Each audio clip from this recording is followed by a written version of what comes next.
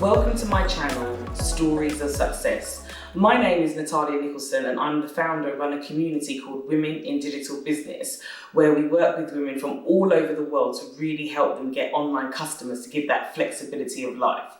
Now, for me, on my journey, I really find that hearing stories and surrounding myself by inspiration and motivation has been one of the things that have kept my desire burning. And also, it's just really nice to know that there are people out there that have done it and are doing what you want to do. It gives you that comfort that you can keep going on. So for me, it's really important to create a space that we're always recognising those that have done well, paved the way, are role models to us, give us lessons. So every week we're going to come to you with a story of success. We're going to celebrate being a woman, celebrate being an underrepresented woman and what that looks like in the world of success and achieving what you want to achieve, because it helps us keep going on our journey. So today I have with me my fabulous sister, who within her own right is incredibly successful. And in terms of our community of women being in digital business and underrepresented women coming from a HR background, HR director actually, should I say, for the FMCG, there's a lot that she has to contribute in really understanding what it is to go on a journey to get to where she is, having to manage people, having to be a woman of colour, you know, having a child. There's so many things that we go through in terms of adversity in life, and we don't give ourselves enough props. We don't give ourselves enough kudos to say, you know what, I've done that and I've done it well. So it's a pleasure to have you with me today. Thank you. And it would be great for you to maybe just tell my audience a little bit more about what you do. Sure. So as you referenced, my profession is HR. I've always been in HR. I've been in this field now for 20 years plus. I've worked across different industries because I wanted to, with HR, it's a very generic cycle in terms of the whole employee life cycle, you know, from recruitment to employee management to performance development and talent. So I wanted to experience different industries so that I could understand where I best fit in terms of culture and align myself to a company that resonated with my values and passions. So I started off in energy and banking, so more traditional industries in my earlier career. I then moved into more commercially driven organisations, food and beverage in particular, and then I moved to retail, and then most recently I've been in FMCG now for about 4 or 5 years. I have worked my way up, so I started as a HR assistant. I studied in my early years, so in terms of my degree and HR qualifications, I kind of, at my entry point into HR, I studied as well as learning on the job. I'd say that I became a senior manager in HR probably about 8 or 9 years ago, and then the last 3 years I've been at a full HR director level. So that's a bit about me. Lovely to hear, and it's so fitting because today one of the things that I want to talk about is STEM, is tech. And I don't think we realise how much technology is involved in all parts of a business. Whether you're running your own business, whether you're working at someone at top level like yourself, technology gives us the ability to be flexible. Mm-hmm. And as women, we need to be flexible. You know, for many of us that have started digital businesses, flexibility is actually the key thing that has driven us to get into the online world, because now you can do the school run, you can be their Uber driver, you know, and many of us are wives, we're mums, we're nieces, we're daughters, we're aunts. We play so many roles. Many of us are community leaders. So when you're having to lead and have to wear so many hats, flexibility is key. But we still yearn and have that desire to be successful and have the things in life that we want. So technology is what gives you that. So today, I really want to look at, you know, the STEM industries and what that means. So every week when we come to you, we have the wonderful Annabelle. So Annabelle is our copywriter, and she puts together all our scripts, does all the research. So you're going to have to bear with me today, because Annabelle is the one that actually gives us structure for today and has educated us on what we are about to learn. So Let's look at what Annabelle's looked into. So today I'm going to find out more about the non-profit social enterprise STEMettes. Like many of you who know me, by the way, you know I'm dyslexic. So if I pronounce things wrong, don't kill me or send me private emails to say it should be pronounced X or spelled X. You're going to have to bear with me. So yeah, going back to what I said, today I really just want to look at, social enterprises of the STEMettes. So the social enterprise is spread across the UK, Ireland and beyond. So this non-profit social enterprise that we're going to talk about today was set up by Dr. Anne-Marie Imafidon. Her goal is to inspire and enable young non-binary females between the age of 5 and 25 with programs, events and content that embraces their career in science, technology, engineering and maths. These are the STEM subjects. So careers in STEM use many of the same principles that can help entrepreneurs really succeed. All areas of STEM are driven by solving real-world problems with research, scientific reasoning, creativity, technical skills and data to solve real-world problems. Science is very research-based. Sometimes we think of science and we think of biology, we think of physics, but we don't understand that actually science is the foundation of research. This digital age, especially in what I do, I could not have excelled my business without the ability of analytics, data and research to guide me on where to go in the next direction. So without the sciences, without research, how do you actually really get ahead? That's when you'll end up being that entrepreneur that is running. It feels like someone's got their head on your forehead. And no matter how fast you run, you're not getting ahead. Because we make a lot of assumptions in life, but actually the science field is what gives us research to actually be able to move forward.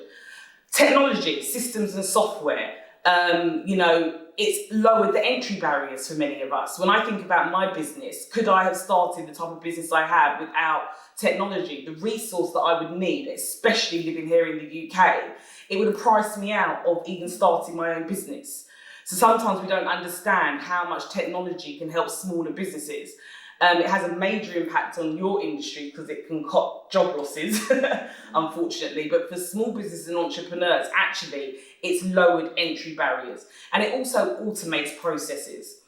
Engineering, solutions to technical problems. When we look at technology and we look at the sciences, engineering is what calculates the technicalities. Technicality exists in every industry, from HR to creative industries. So sometimes when we look at STEM projects, we do think to ourselves, oh, that's maths. Oh, that's Einstein. Oh, I'm not clever enough for that. And we don't realise that all of this stuff is in day-to-day business, whether you're at a commercial level, whether you're at a smaller level. It's not just about technology having a negative impact in terms of businesses relying more on digital and technology to reduce manpower. So in terms of leveraging, processes and technical capabilities to replace humans, I think it's more about there being a development opportunity for individuals to upskill themselves. So from a talent perspective, it's about encouraging individuals to embrace digital capabilities, to learn more, to increase their knowledge and development in particular areas. That is actually so true, because upskilling is key. This pandemic has forced a lot of people to have to upskill digitally. Sure. And now we're all relying on digital software and capabilities. And you're right, actually, without the upskilling, where do we go when we move forward? Because there would just be no business. So fair play. An example of that for me is I have a friend who specialises in social care, and she's now working with councils on providing a personal presence without being physically there. So they're using technology called Blink. So imagine that you are a social care worker, but you are now sent, like literally looks like space age goggles that you put on, and it puts you in a virtual training room. So you are a trainer in a virtual room with other people that have their goggles on, based in wherever they are in the country, even outside of the country if you've got the right Wi-Fi access, and they are all in the room together. And you put them on, and it's so real that even if you look behind you with these goggles on, you are looking behind you in that virtual room. So you're not sitting on the chair that you are physically sitting on, you're sitting on an orange chair in the virtual room that you can see around you. That's how far technology has come. I love that example because augmented reality is something that is becoming more and more popular today, and that's a beautiful example of how that's used to help people socially and actually help them in their day-to-day living. But the next one that I want to look at is maths, and maths is one that frightens many people. When we look at mathematics, we tend to think to ourselves, it scares us. We think to ourselves, oh, well, I'm not good at maths. So especially with the STEM topics, I tend to find that people will stray more towards, oh, I'm good at English or maths. Yeah, and sorry to cut you from a skill while you get that back up and running. From a skill set perspective, yes, you are right, maths can be a bit daunting. I work in HR and I shouldn't really say this, but when it comes to maths, I struggle. I'm very old school, so I kind of went from the days of using a calculator to actually then during COVID times and, a lot of spare time on your hands, not being able to go out during lockdown, I decided to teach myself how to use Excel a little bit more savvy. So I started to use formulas to then kind of like build my skill set in that area. And a lot of businesses, they make data, you have to make data-driven decisions. Data relates to numbers relates to mathematics.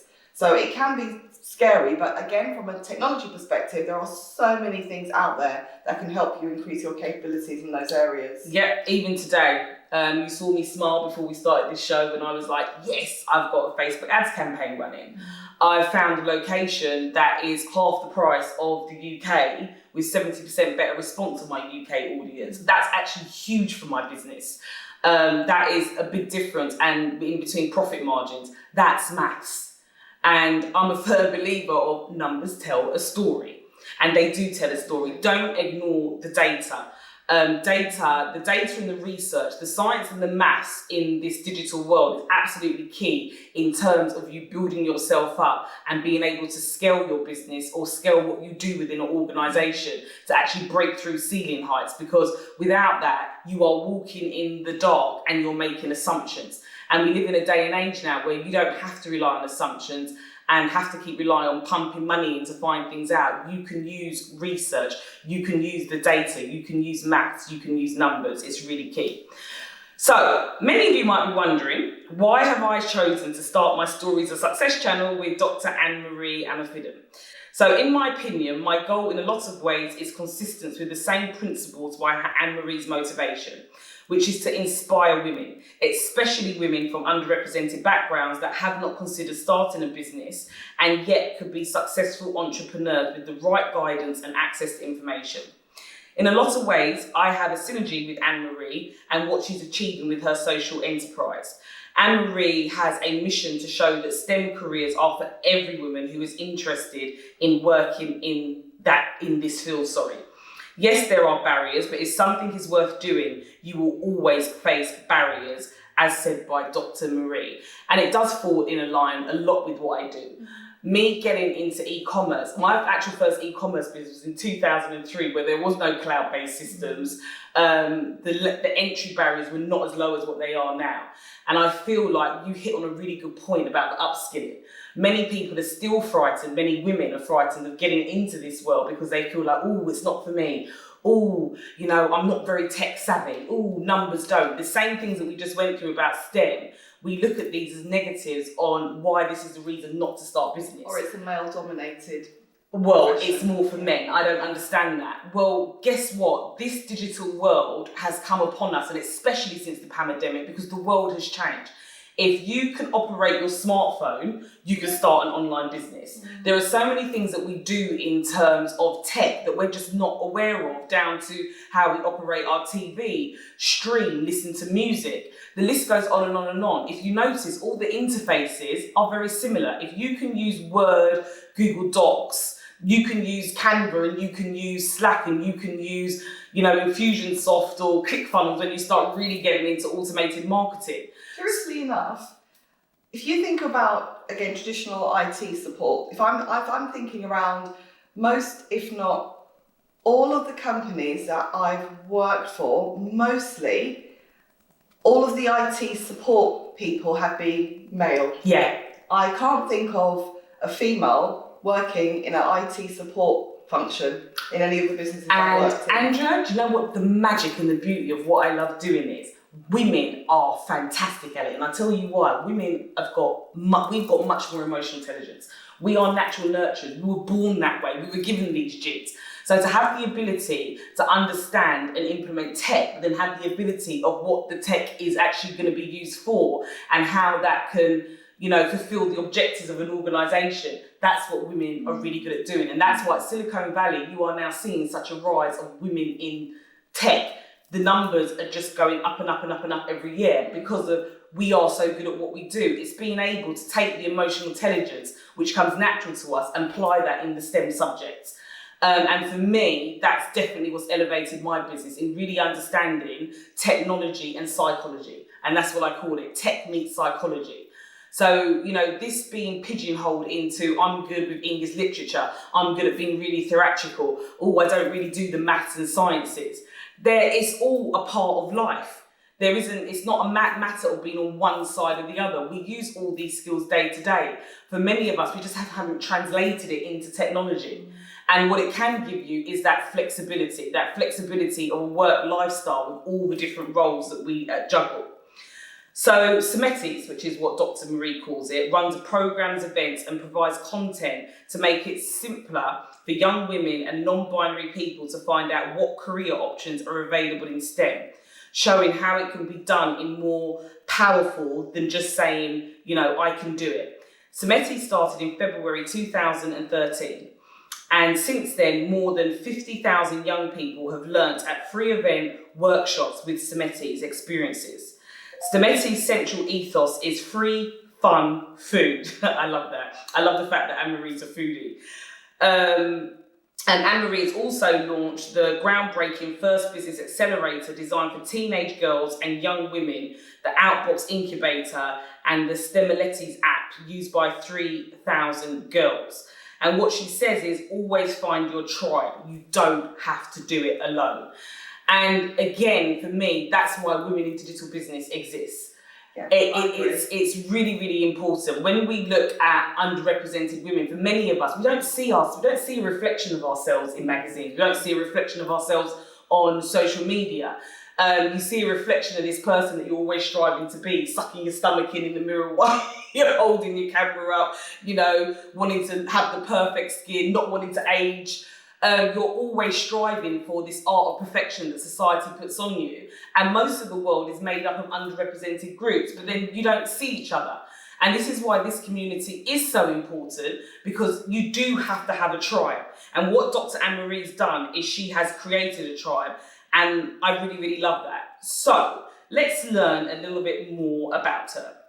So Anne-Marie, called a prodigy, this amazing woman was only 11 when she passed her A-levels in computing. She was only 20 when she passed her master's degree in mathematics and computer science from the renowned university. She has progressed with her academic career and is now visiting professor at the University of Sunderland.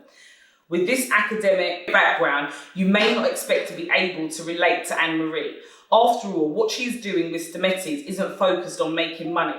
She has stated in a blog post that her income comes from various revenue streams. I'm also not afraid to experiment with ideas and give them a try. This is a quote from her from Lean Startup.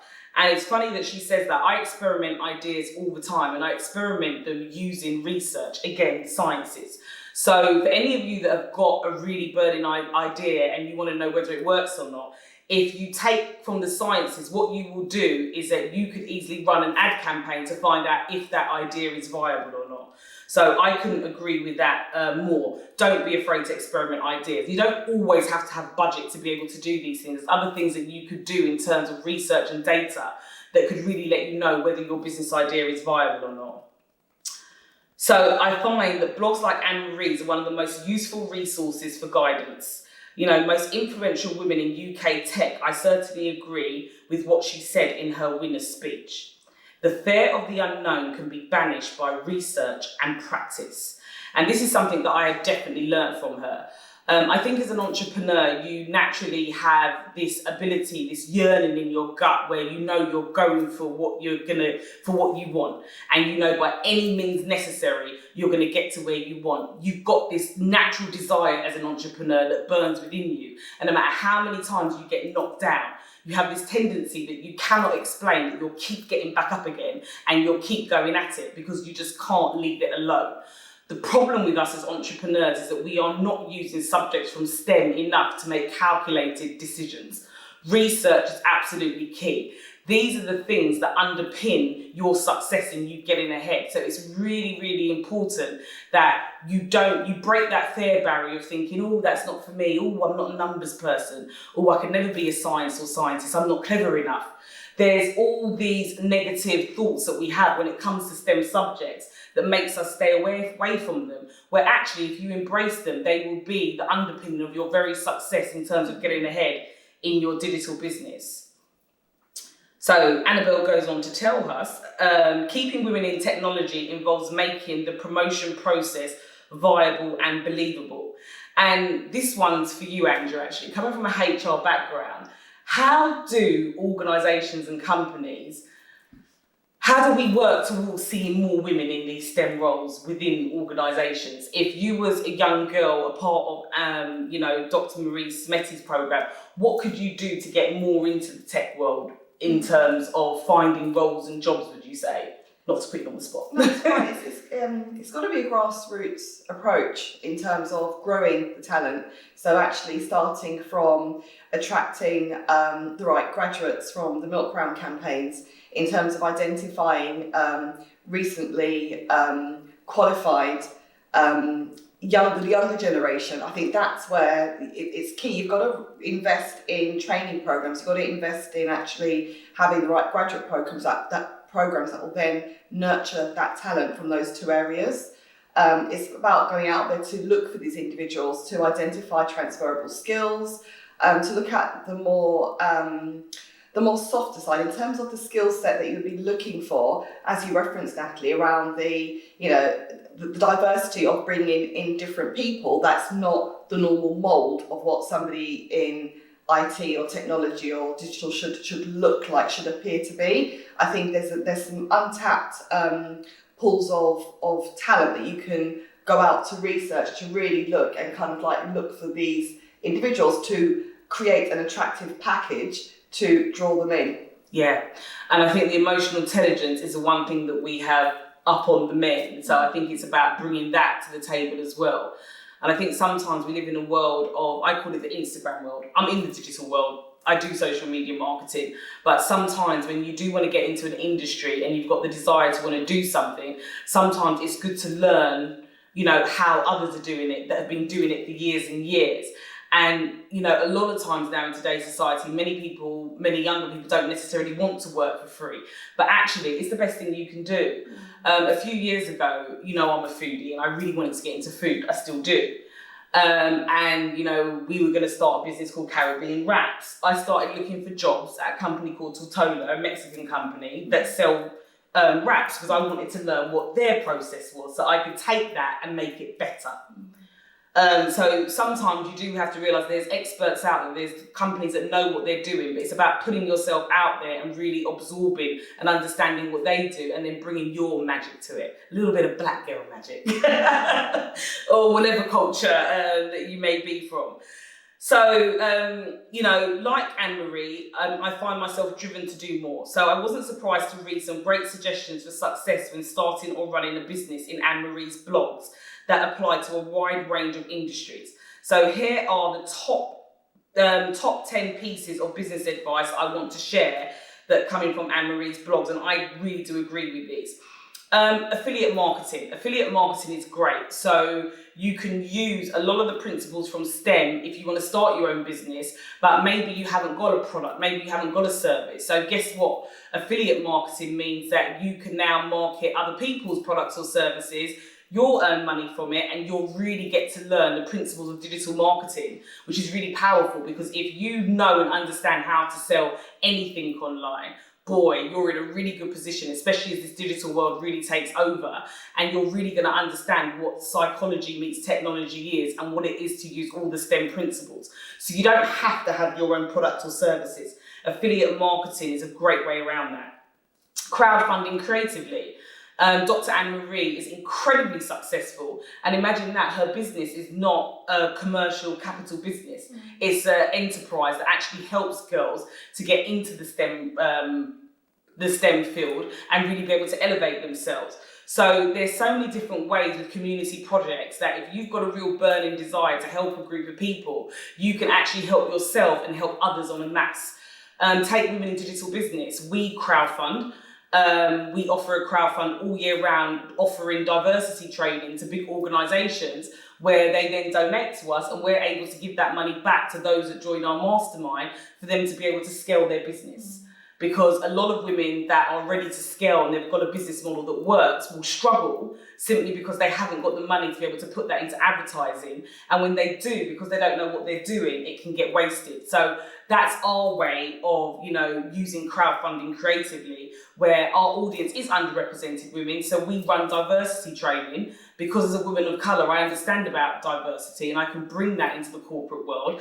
They then fund us, and the women in our community get funded to scale their business. It's just a win-win situation. Using Twitter for joint ventures. There's so many different ways that you can venture or partner up with people. And Twitter is a really great way for you to find out what the influencers in your industry are doing, what's working for them, and maybe you can do something similar or reach out to people to create joint ventures. Be mindful of what is being said and ready to empower those saying the right thing. This is something that's so true, especially talking about diversity a lot. So on LinkedIn, I do a lot about diversity, writing blogs, doing videos, and I do feel like sometimes you're made to be really careful in terms of sitting on the fence of you can't say the wrong thing in this day and age. You can't describe people in the wrong way. You have to be politically correct because social media will take you down for saying the wrong thing. But at the same time, the internet has given a voice to many people within your tribe that you represent, and it is freedom of speech, so you should be able to use that.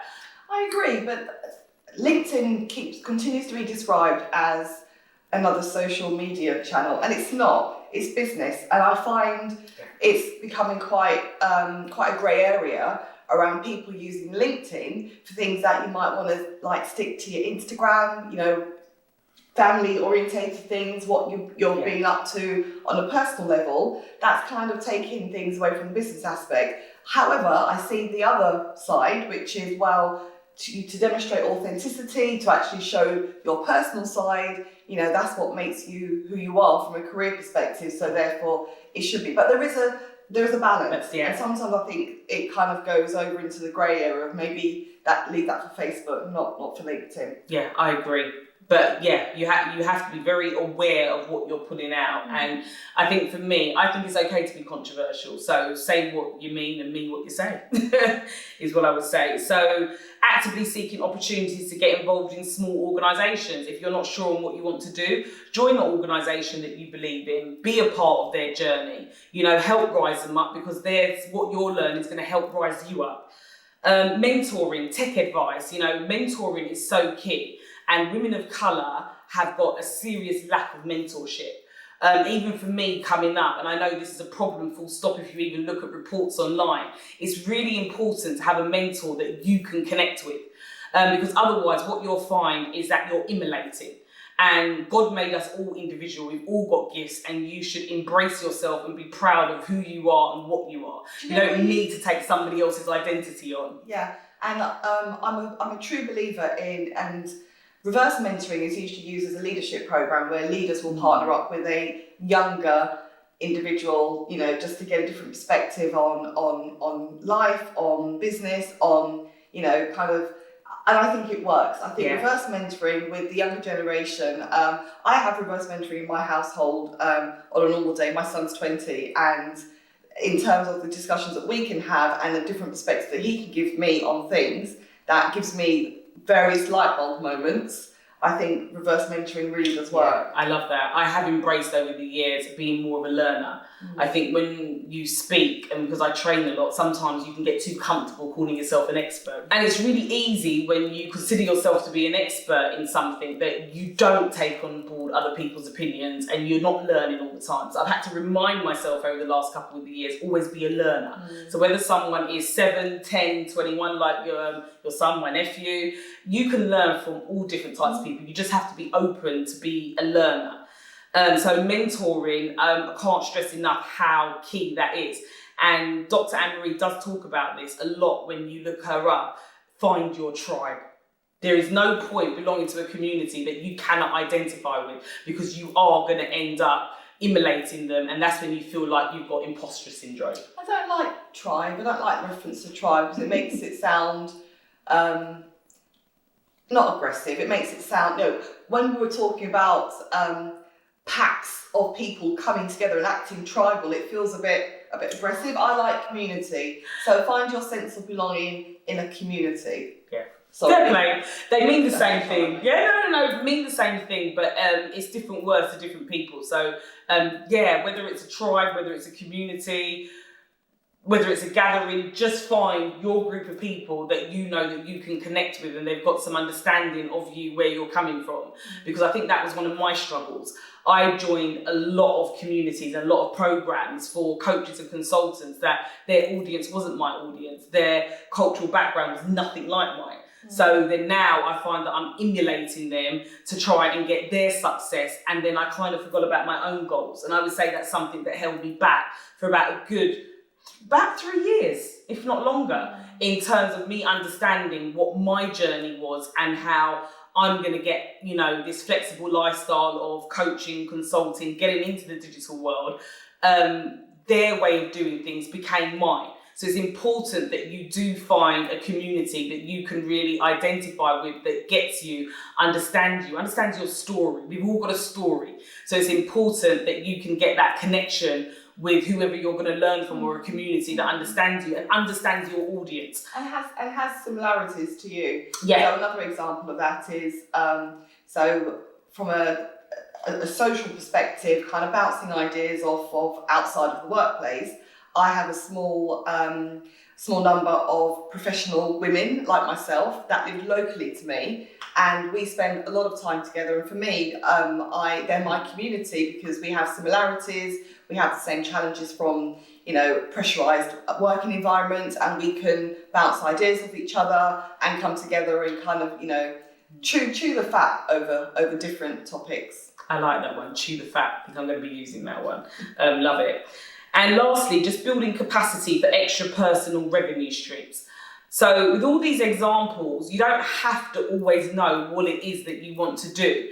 I feel like that's something that holds us back, and it holds a lot of young people back as well. You don't have to know what you want to do. If you haven't got a product or service, you can do affiliate marketing. If you're not sure how to get into what you want to do, you want to learn more, work on yourself, get the mentorship that you need, join a community that will build you up and grow you. But it's experience. If you think about the learning model, the optimal learning model is, they say 70% on-the-job learning through projects, through experience, 30%, here's my maths going wrong now, 20% should be theoretical and 10% should be in the classroom. Yeah, and I would agree with that. Yeah, formal training. So for me, you just got to start. You don't stop thinking about the detail. I think the detail is what holds us back. Just start, because as you start, you're naturally going to be embracing STEM on board, whether you're frightened of it or not, and you're going to get closer to where you want to be if you just start. Little by little, you build your power. I'm a very firm believer of that. So Dr. Anne-Marie is launching the 2nd season of her podcast, Women Tech Charge, this October, and I'm excited to hear from her. I will definitely be tuning in, so make sure you do as well. I also want to share a fun book for any woman interested in science, recommended by Dr. Anne-Marie in an interview she did with the We Are Tech Women. And that book is called Inferior by Angela Saini, Saini. So Anne-Marie, in my opinion, follows her own advice with multiple revenue streams, and is even publishing a book later this year, which I will be buying for my children, called How to Be a Math.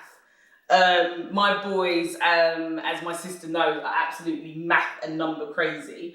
And I'm a firm believer of nurturing one's strength.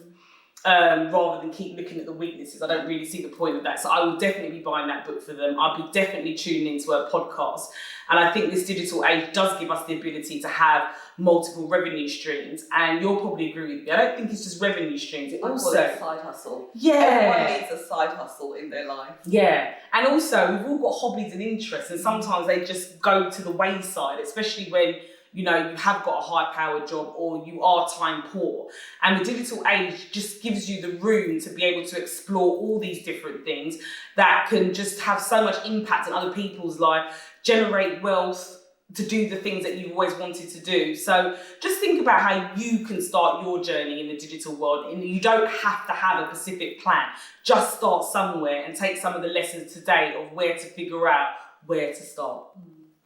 So I look forward to seeing you on the next episode. Make sure you click the link below. It's really good to learn about the customer value journey and understanding the psychology that goes behind a lot of these issues in STEM. So I have a great webinar, a great 5-day challenge where you can really explore and understand about the psychology in the digital world, which will give you more insight into maybe where you're going to start your journey or how you're going to scale your journey and make it even bigger to get to where you want to be.